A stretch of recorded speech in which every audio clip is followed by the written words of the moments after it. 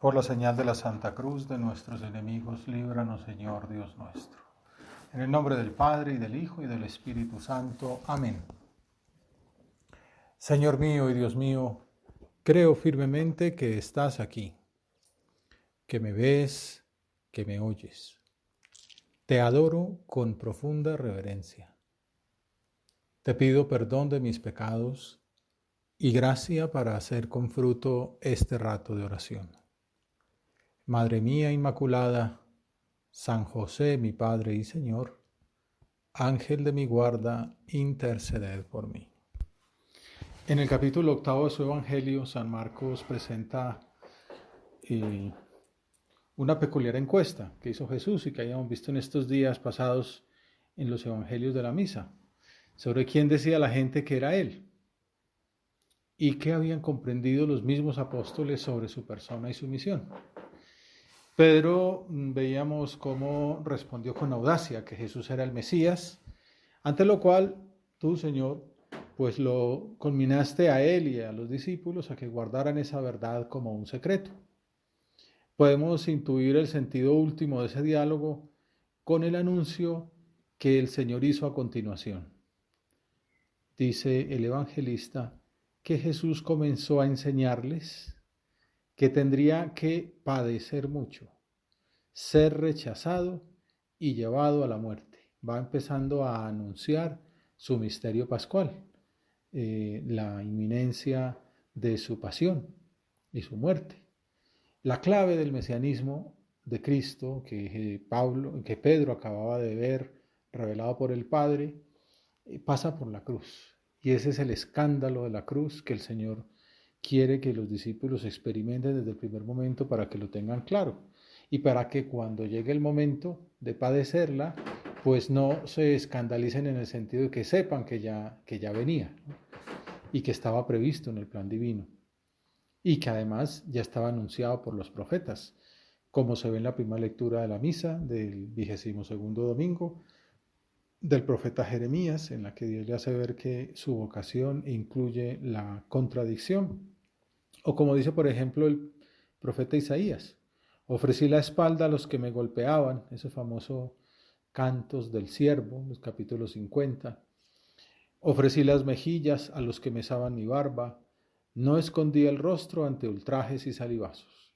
Pedro es representante de nuestra falta de fe y pues mereció una reprimenda por decir pues unas cosas que no debía haber dicho cuando acababa el Señor justo de confirmarles el esplendor de su mesianismo.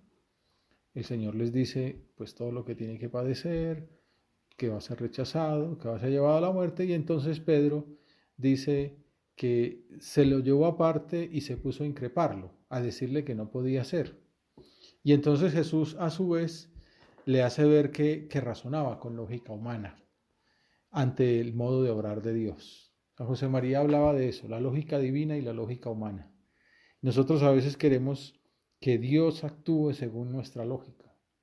Y resulta que el camino al que nos invita Jesús es a que bajemos la cabeza y entremos en la lógica de Dios, que marca, pues, como hemos visto en la vida de Jesús, desde todas esas contradicciones que padeció la Virgen, desde la encarnación, desde el anuncio, que si José no podía saber, el anuncio de la espada que atravesaría su alma, el nacimiento en un pesebre y ahora, pues, la voluntad divina de morir en la cruz. Y entonces, no sé, quizá entendía Pedro la misión de Jesús en clave política, como casi todos sus contemporáneos. Quizá también se dice, pues experimentó el propio temor a haberse involucrado en en ese mismo desenlace en la vida de Cristo. Jesús entonces no dudó en corregirlo de modo llamativo y le dice: ponte detrás de mí, Satanás. Tú piensas como los hombres y no como Dios. Esa famosa reconvención, el va de retro, puede considerarse enigmática.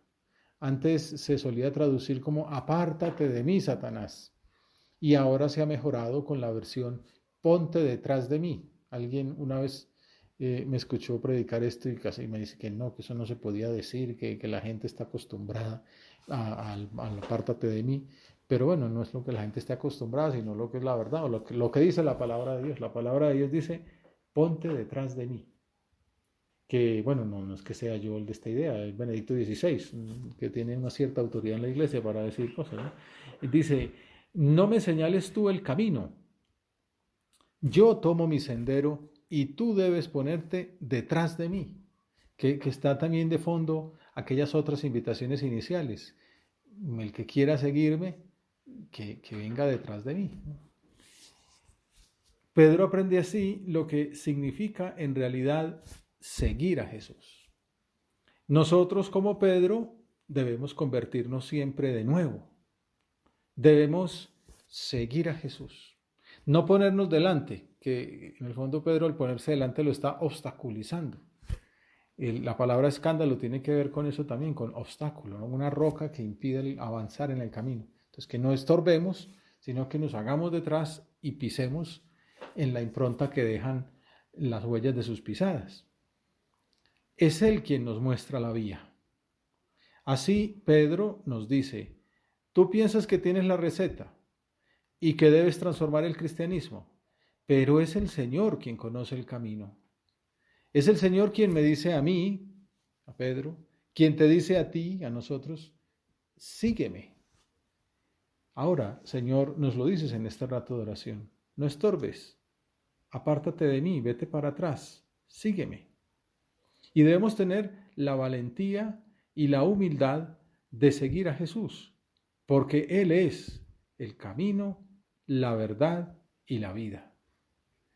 ¿Hacia dónde va Jesús? Bueno, este pasaje lo tarará en todos los evangelios sinópticos, ¿no?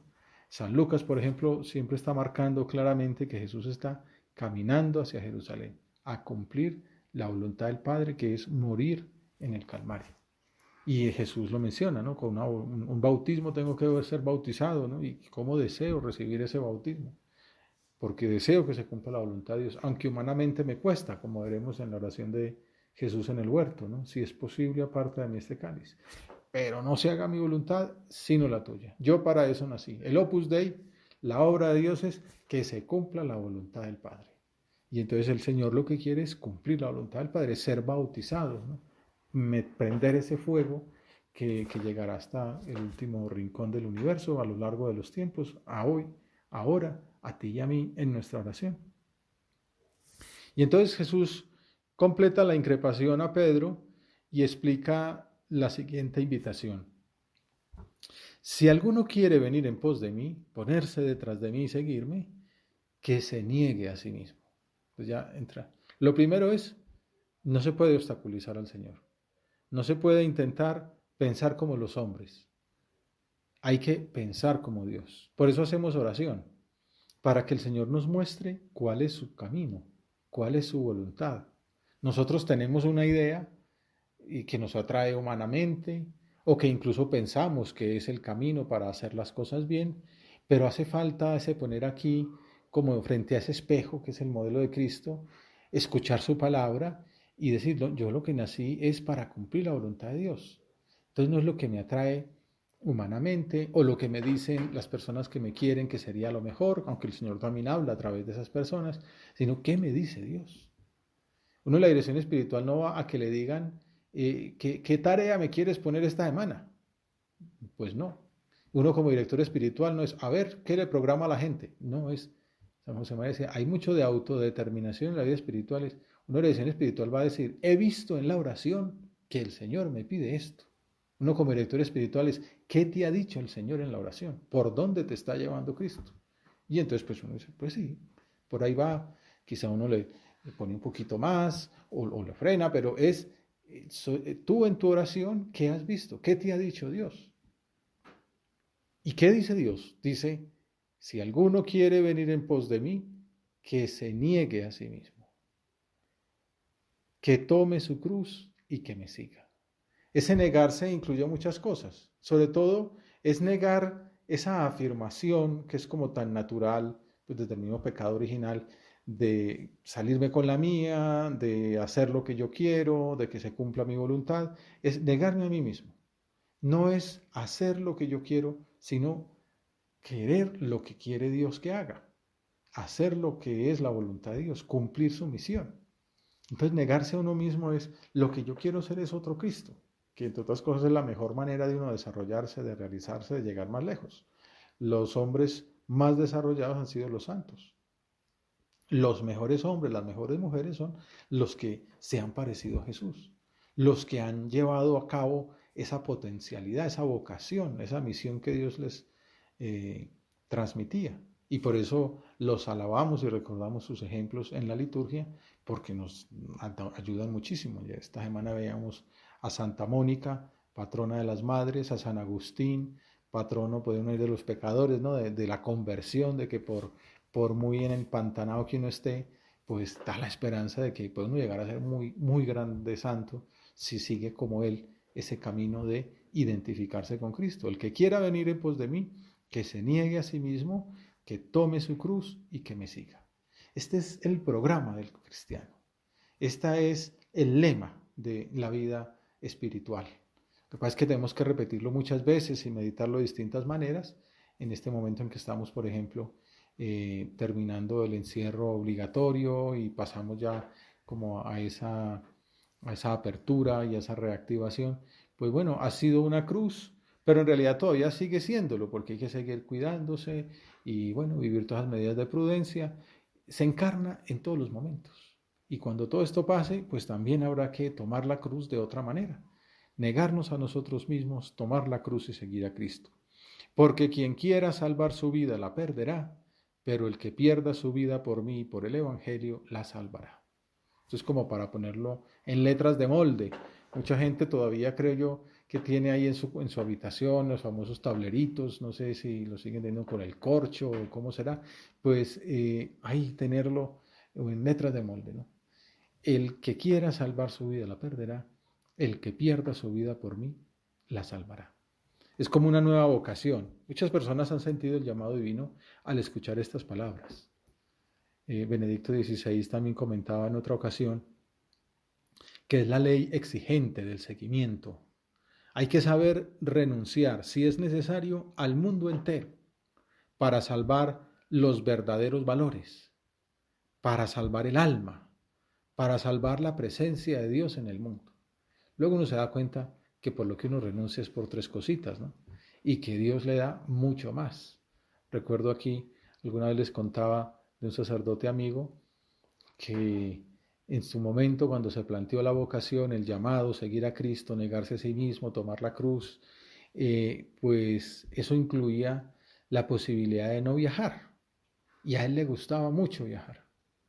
Y este hombre dice, la verdad es que yo era de un pueblo y había viajado entre el pueblo y la capital y poco más.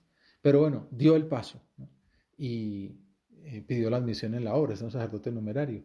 Y luego terminó siendo pues un profesor de la Universidad de la Santa Cruz, viajó por todo el mundo, sigue viajando todavía por África, no es que vaya pues en balnearios, pero le ha tocado como parte de su trabajo, Dios le premió pues poniéndolo a viajar. Y entonces decía yo, reservando mi entrega, porque de pronto tenía que sacrificar los viajes y después, por la vocación, me ha tocado viajar más que a muchos ricachones en el mundo. O también otras veces he puesto el ejemplo que por ahí salió en estos días una tertulia de aquel arquitecto que, pues bueno, puso en las manos de Dios su vocación y posiblemente podía entregar la vocación profesional de la arquitectura. Pues después me decía, he construido más que cualquier colega mío. Y la otra afición que tenía era los carros y manejar. Y terminó siendo nada más y nada menos que el chofer de San José María. Entonces, imagínate, trabajaba construyendo oratorios y proyectando pues centros de la obra en todo el mundo y en los ratos libres le manejaba a San José María. La entregó a Dios, se negó a sí mismo esa posibilidad de que de pronto tenía que dejar de construir o dejar de gozar que los carros y Dios lo premió y así es el Señor, Él lo premia en lo que uno mismo se entrega. No hay mejor negocio, el que pierda su vida por mí y por el Evangelio la salvará, gozará la verdadera alegría, ya en esta tierra y después, mucho más, muchísimo más en el cielo. Pero el precio es este, perder la vida. Como dice el catecismo de la Iglesia Católica, La perfección cristiana pasa por la cruz. No hay santidad sin renuncia y sin combate espiritual.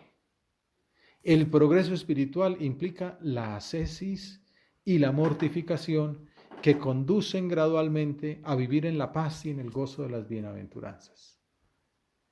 Juan de la Encina lo enseñaba de manera poética. Corazón que no quiera sufrir dolores, pase la vida entera libre de amores. También es una manera de entender la cruz. La cruz no es masoquismo, ¿no? No, la cruz es amor. Y todos, por amor, hacemos lo que haga falta. Y pues hay cuántas canciones hay que hablan de los sacrificios del amor. No voy a cantarlas ahora aquí para evitar inconvenientes. Pero, por ejemplo, Juan Pablo II ponía ejemplos de el soldado que por amor a su patria hace cantidad de sacrificios, incluso hasta dar la vida. Yo tengo algún amigo, muy amigo, que lo quería mucho y murió pues en un combate con el ejército. Pues un hombre que amaba a su patria, dio su vida por ella, un mártir de la patria, pues como tantos hay en la historia. También ponía el ejemplo Juan Pablo II de la madre, cuánto sufre por su hijo y cómo goza sufriendo por su hijo. No es que goce sufriendo, pero ella feliz de trasnochar, pues porque está el niño ahí y lo tienen que cuidar. Obviamente el padre también tiene que sufrir y tiene que ayudar porque es igualmente responsable. Pero pues la madre al fin y al cabo lo lleva adentro, lo experimenta más ese vínculo con él. Y Juan Pablo II ponía ese ejemplo, ¿no? de sacrificio amoroso, vocación. Y también ponía el ejemplo del sacerdocio, ¿no? Pues el celibato, la pobreza, la obediencia, la humildad, que se hace por amor, no es por unas reglas de juego, sino porque mi amor me lo pide y lo doy. Felicísimo. Juan María Vianney, el santo cura de Ars, predicaba que desde que el hombre pecó, sus sentidos todos se rebelaron contra la razón. Por consiguiente, si queremos, y todos sabemos cuánta falta hace, que la carne esté sometida al espíritu y a la razón, esos impulsos del cerebro a veces que lo llevan a uno ahí a hacer cosas que uno no quisiera, hay que mortificarla. Así como pues ahora que volvieron los deportes, se ha puesto de moda pues el ejemplo de estos alemanes que durante la cuarentena, mientras otros ahí pues se dedican a engordar, ellos se dedicaron a estrenar y a cuidarse y a hacer ejercicios y tal, y pegan unas engordadas que pues después no había quien los alcanzara en la cancha y bueno, ganaron de lejos, ¿no? Bueno, pues en la vida espiritual igual, San Pablo pone el mismo ejemplo, ¿no? Somos como deportistas y hace falta entrenar un día y otro, con lluvia, con sol, con hambre, con sed, con frío, con calor, pero para ganarse esa medalla hace falta sacrificio. Pues bueno, eso es una medalla que no es ni de oro tampoco, ¿no? Es una medalla pues pasajera. Por la medalla del reino de los cielos hace falta lo que sea necesario. Si queremos que el cuerpo, sigue diciendo el santo cura de Ars, no le haga la guerra al alma, hay que castigarlo, a él y a todos los sentidos. Si queremos ir a Dios, hay que mortificar el alma con todas sus potencias. Mortificar la vista, mortificar el gusto, mortificar el oído, mortificar el tacto y mortificar la memoria, mortificar la imaginación, mortificar la inteligencia. Sacrificarse voluntariamente por amor a Jesús no es otra cosa que seguir sus huellas. ¿Y cómo lo hiciste, Señor? Pues ha salido ya. Naciste y viviste pobre. San José María decía, pobreza, gran señora mía. Ayunaste 40 días con sus noches en el desierto.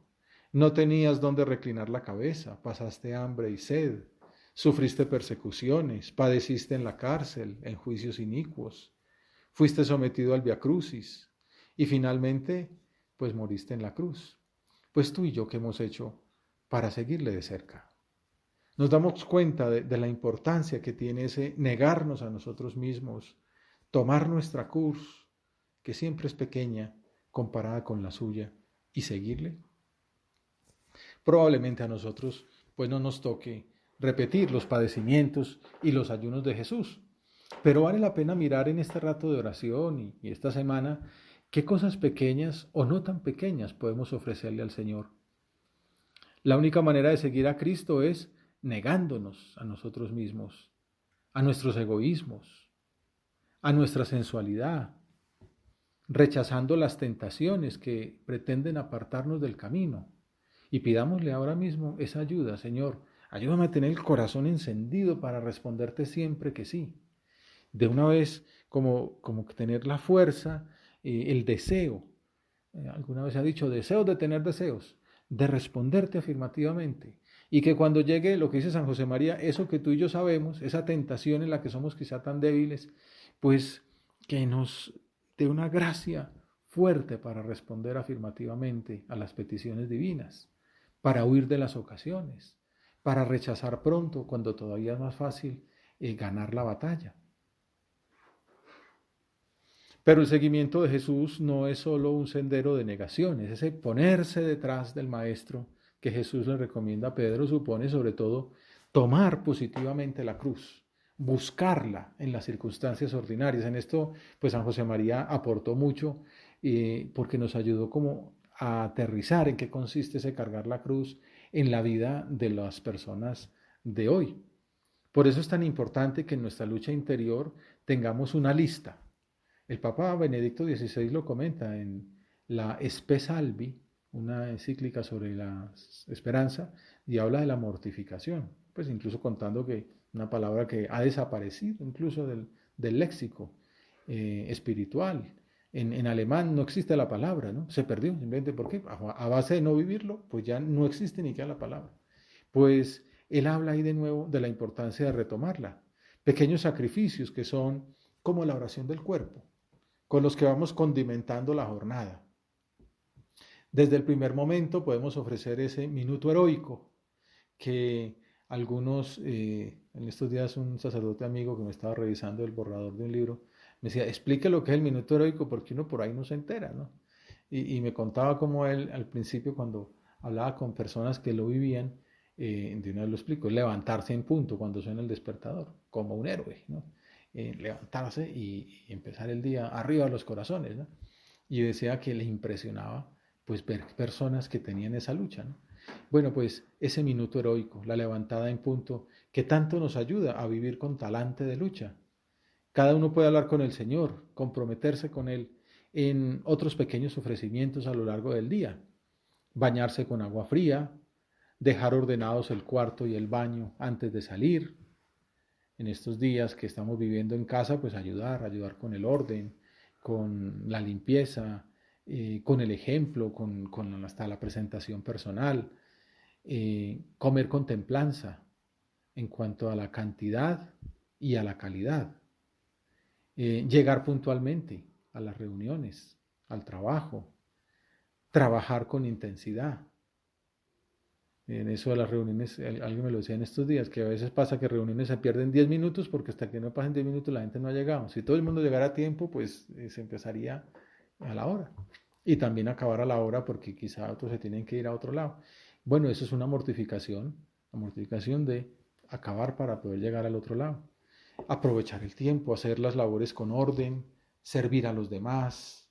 Todos tenemos muchas cosas que hacer, pero olvidarse un poco de uno mismo y prestar un servicio, acordarse de aquella persona que quizá tiene una familiar herido, enfermo, el otro que necesitaba una gestión en la que uno le puede colaborar, el estudio con constancia, evitar las distracciones en el uso del internet.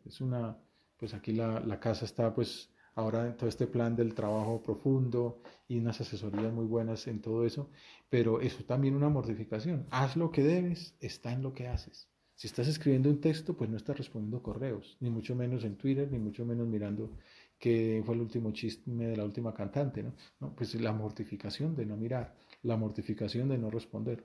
Hasta que no acabe esta hora de estudio, no me meto en esas cosas. Eso es una mortificación. Vivir la caridad en el trabajo y en la calle. Un ejemplo que suelo poner es a la hora de conducir, como lo haría Jesucristo. Ceder el paso, respetar las normas del tránsito. Y también al llegar a casa, sonreír a pesar del cansancio de la jornada laboral. Cuidar el orden en la ropa, en el cuarto, en el baño, en el estudio. Ceder el televisor o el computador a otras personas que lo pueden necesitar. La mortificación de no hacer un comentario que puede ser gracioso pero molesto. La mortificación que cuesta mucho de perdonar. o de pedir perdón, de comprender que una persona es distinta como es uno y que no todo el mundo tiene que ser como somos nosotros, pues gracias a Dios, ¿no? Somos muy distintos y en la variedad pues también hay una riqueza.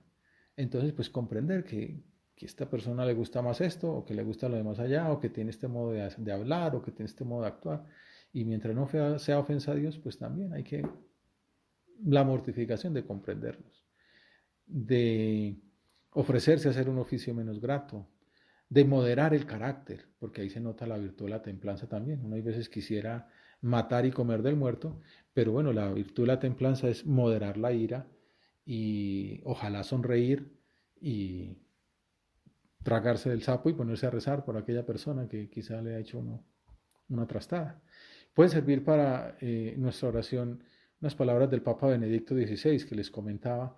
La idea de poder ofrecer pequeñas dificultades cotidianas que nos aquejan una y otra vez como punzadas más o menos molestas, dándoles así un sentido, eran parte de una forma de devoción todavía muy difundida hace no mucho tiempo, aunque hoy tal vez menos practicada.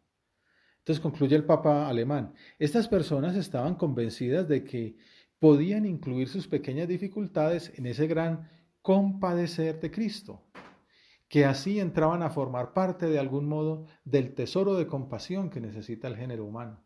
Uno puede ofrecer un sacrificio de estos por los enfermos del COVID, o por los médicos, o por las personas que más lo necesiten, o por un amigo de uno, por el otro de más allá que uno quiere que se confiese, por aquel otro que uno quiere que sea mejor estudiante. Y entonces la caridad cristiana hace que esa lucha mía personal, pues la ofrezco, esos méritos, para la lucha de la persona que uno quiere. Pues la consideración de este pasaje nos debe confirmar en nuestra decisión de seguir a Jesucristo en su camino a la cruz, de identificarnos con Él, como sugiere San Pablo, que dice, Dios me libre de gloriarme si no es en la cruz de Jesús, por la cual el mundo está crucificado para mí y yo para el mundo. Tomás de Aquino, por ejemplo, la presenta como la mejor escuela para aprender la ciencia de identificarse con Jesucristo, en virtudes como la caridad, la paciencia, la humildad, la obediencia. Pues es tan buena costumbre tener el crucifijo cerca, cargarlo en el bolsillo, tenerlo a la hora de estudiar o en la oración. El Papa Francisco dice que carga en el bolsillo un pequeño vía crucis, porque dice que la pasión de Cristo tiene el don de uniformar toda nuestra vida. El que quiera vivir con rectitud no puede rechazar lo que Cristo no despreció y debe desear lo que Cristo deseó. En la cruz, ahí lo tenemos en ese retablo tan bonito, no falta el ejemplo de ninguna virtud. Si buscas la caridad, ahí tienes al crucificado. Si la paciencia, la encuentras en grado eminente en la cruz. Si la humildad, vuelve a mirar a la cruz. Si la obediencia, sigue al que se ha hecho obediente hasta la muerte de cruz. Si alguno quiere venir en pos de mí, que se niegue a sí mismo, que tome su cruz y que me siga. Ese es el sentido del sufrimiento, del dolor, tomar la cruz cotidiana, ir detrás de Cristo, acompañarlo en su tarea salvadora, ser corredentores con Él. Tampoco es cuestión simplemente de cumplir propósitos, sino de destinar la vida, de gastarla al servicio del Señor y de las almas. ¿Yo para qué nací? Para servir. Quien quiera salvar su vida, la perderá. El que pierda su vida por mí y por el Evangelio, la salvará. Ese es el secreto de la felicidad. Olvidarse de uno mismo. Gastar la vida al servicio de los demás. Sin embargo, no hemos de olvidar el planteamiento inicial del pasaje que estamos contemplando. El Hijo del Hombre tiene que padecer mucho. Decíamos que el misterio pascual hablaba de ese padecimiento, de ese sufrimiento, de esa muerte, de esa crucifixión, pero termina diciendo, y resucitará a los 3 días. Hay esperanza. El misterio pascual incluye la vida, no solo la muerte, mortificación significa eso, hacer la muerte, mortis facere, sino también la vida, el triunfo que viene como consecuencia de aquel sufrimiento. Se trata de un plan divino para salvarnos. La última palabra no es el dolor y la muerte, sino alegría, vida, como enseñaba San José María, basada en su propia experiencia de muchos padecimientos por Jesús. Y decía, solo cuando el hombre, siendo fiel a la gracia, se decide a colocar en el centro de su alma la cruz, negándose a sí mismo por amor a Dios, estando realmente desprendido del egoísmo y de toda falsa seguridad humana. Es decir, cuando vive verdaderamente de fe, es entonces y solo entonces cuando recibe con plenitud el gran fuego, la gran luz, la gran consolación del Espíritu Santo. Él en su vida espiritual descubrió eso, que el Espíritu Santo es fruto de la cruz. La resurrección viene al tercer día de la muerte y a los 50 días, Pentecostés. Es también entonces cuando vienen al alma esa paz y esa libertad que Cristo nos ha ganado, que se nos comunican con la gracia del Espíritu Santo. Por ese camino de identificarnos con Jesús, de seguirlo hasta el Calvario, este santo, fundador de la obra, descubrió que la alegría tiene sus raíces en forma de cruz. Porque esa es la única vía para realizar su llamado a corredimir con Él. Lo consideramos en el cuarto misterio doloroso, el Santo Rosario, y así terminamos esta meditación. No te resignes con la cruz. Resignarse es palabra poco generosa. Quiere la cruz. Cuando de verdad la quieras, tu cruz será una cruz sin cruz, y de seguro, como Él, encontrarás a María en el camino.